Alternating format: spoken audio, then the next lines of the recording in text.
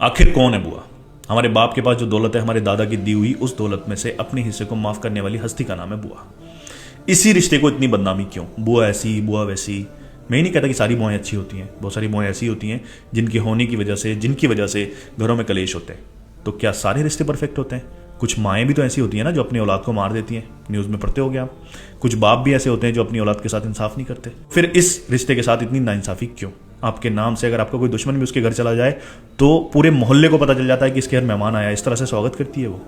आपके घर वो आए तो पता ही नहीं चलता कब आई कब चली गई। आपकी बीवी की बहन आती है तो उसका अच्छा स्वागत होता है, उसको गैरों के जैसे बर्ताव किया जाता है, जबकि उसका हक बनता है घर पे। आपके घर का हर एक कोना उसने अपने हाथों से संवारा होता है, उसका बचपन यहाँ गुजरा होता है। और कहते हैं हमने तो दहेज दे दिया तो फिर बुआ का जो हिस्सा था वो हक अदा कर दिया। ये बहुत बड़ी गलतफहमी है। उसकी शादी में अगर खर्च होता है तो आपकी शादी में भी तो खर्च हुआ है ना, तो फिर आपने उसका हिस्सा कैसे दे दिया?